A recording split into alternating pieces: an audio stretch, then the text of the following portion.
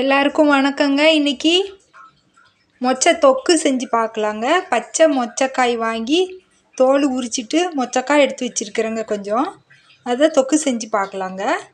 இப்போ அடுப்பில் ஒரு வானல் வச்சுருக்கிறேங்க. 4 ஸ்பூனு எண்ணெய் விட்டுருக்குறேங்க.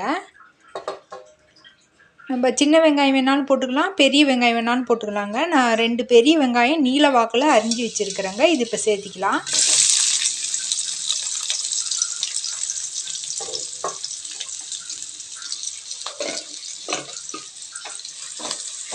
வெங்காயம் நல்லா வதங்கட்டுங்க.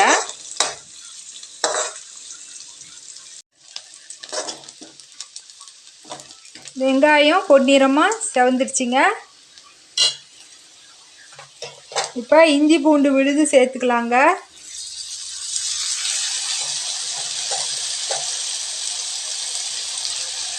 நான் ஒரு 1.5 ஸ்பூன் அளவுக்கு சேர்த்துக்கிறேங்க. இது கொஞ்சம் தண்ணி மாதிரி இருக்கிறதுனால கொஞ்சம் அதிகமாக இருக்குதுங்க. இல்லைன்னா ஒரே ஸ்பூன் போட்டால் கூட போதுங்க.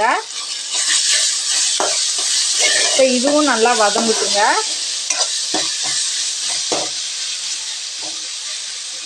தக்காளிங்க, ஒரு மீடியம் சைஸ் தக்காளி, ஒரு 2 தக்காளி விழுதாக அரைச்சி வச்சுருக்குறேங்க.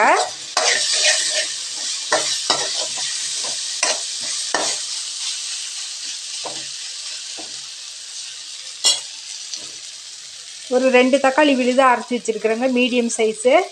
இப்போ இதை இதில் சேர்த்துக்கலாங்க.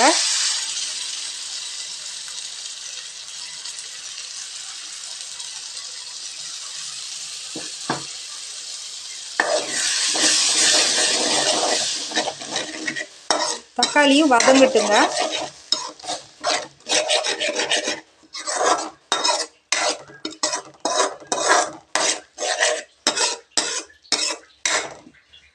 மஞ்சத்தூள் ஒரு 1/4 ஸ்பூன் அளவுக்கு சேர்த்துக்கலாங்க.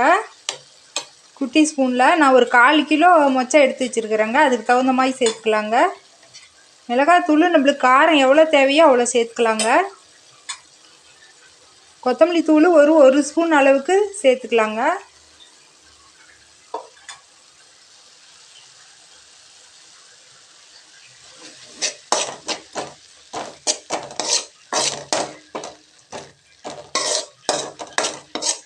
இது நல்லா கிளறி விட்டுக்கலாங்க.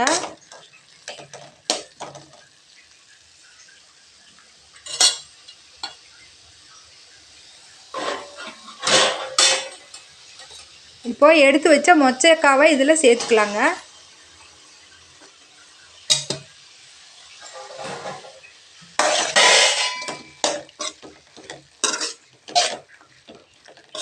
இதை இப்போ நல்லா கிளறி விட்டுட்டுங்க. இந்த ஜார் கழுவுன தண்ணி, கொஞ்சம் தண்ணி சேர்த்துக்கலாங்க.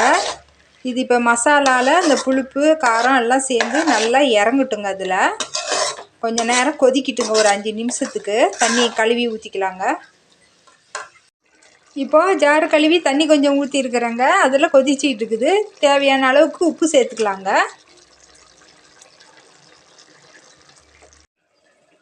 மசாலா அரைக்கிறதுக்கு தேங்காய் ஒரு 3 பத்தை எடுத்து கீரி அரிஞ்சு வச்சுருக்குறேங்க.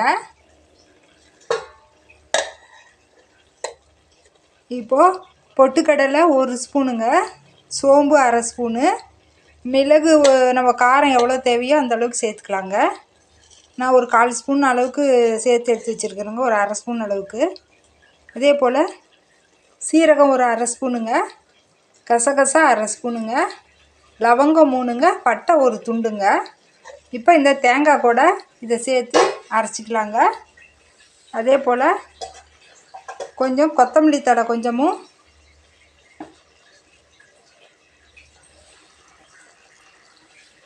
கருவேப்பிலை கொஞ்சம் சேர்த்து இது கூடயே அரைச்சி எடுத்துக்கலாங்க. விழுதாக எடுத்துக்கலாங்க. இப்போ அரைச்ச மசாலா விழுதை இதில் சேர்த்துக்கலாங்க. ஜாரை கழுவி தண்ணியும் சேர்த்துக்கலாங்க.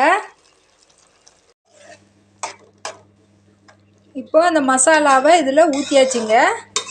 இது நல்லா பச்சை வாசம் போய் நல்லா வேகட்டுங்க. ஒரு 10 நிமிஷத்துக்கு மெதுவாக வேகட்டுங்க. இல்லைன்னா வேகமாக வச்சோம்னா ஒரு 5 நிமிஷத்தில் கூட கிண்டி விட்டுக்கிட்டே இருந்தோம்னாக்கா வெந்துருங்க. பச்சை வாசம் போய் நல்லா மசாலா வெந்துருங்க. அவ்வளோதாங்க. காய் நல்லா வெந்துருச்சுங்க. இப்போ மசாலாவும் நல்லா வெந்து எண்ணெய் பிரிஞ்சு வந்துருச்சுங்க. இப்போ உப்பு காரம் சரி பார்த்துட்டு அடுப்பை நிறுத்திடலாங்க. மொச்சை மசாலா தயாராகிடுச்சிங்க.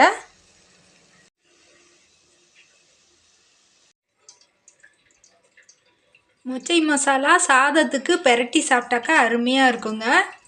இதோட இன்னும் கொஞ்சம் இலக்கமாக வேணுனாலும் நம்ம வச்சுக்கலாங்க. இந்த மாதிரி செஞ்சு பாருங்கள், நல்லா ருசியாக இருக்குங்க. இன்னொரு வீடியோவில் பார்க்கலாங்க. நன்றிங்க.